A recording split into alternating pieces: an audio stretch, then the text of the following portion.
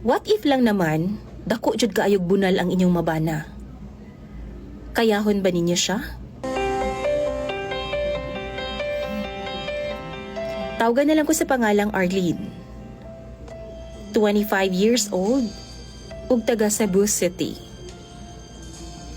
DJ Sam, nag-uol kaayo ko sa akong kahimtang karon, tungod kay napasubo naman gud ko ani akong bana. Kay wa magyud ko makaibaw nga grabe man daay kini siya ka-gifted sa hinagiban. As in DJ Sam. Kaingon kag bildi pa niya ang salmunan nga taksanan sa among bugas kaniadto. Grabe ka dako. 3 years mi nga magkauyab ni Berto DJ Sam. Og tungod kay taga-bukid man ko og medyo late pa sa panahon, wa jud ko kapalabot niya hangtod nga wa pa mi makasal. Mahadlok man gud ko anang ana-ana nga wala pa makasal DJ Sam, kay lagi basin iya hara kong biyaan. Pero na-shock jud ko. Gabi human nga gikasal ming duha ni Berto.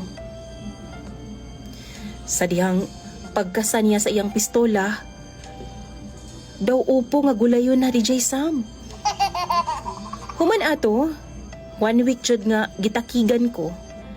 Kay kabalo na mo pag first time, sakit jud kaayo. Human sa isa ka bulan, abi kog maanad ra ko.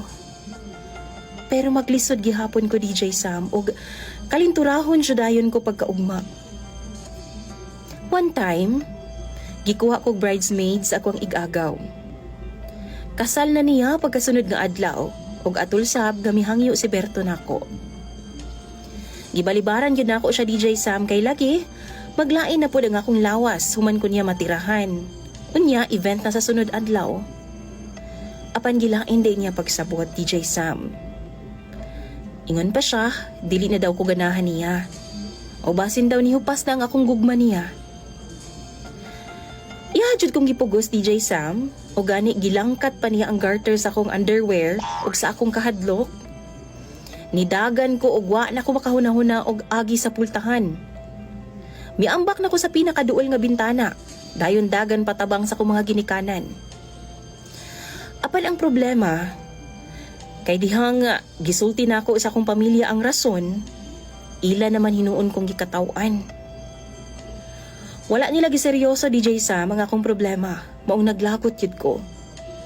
Naglagot ko kay dihang gisuyo ko ni Berto, pilaharapod kong gihatag, kay wa daw pulos ang akong rason. Daghan daw babae nga nangandoy sa akong problema kay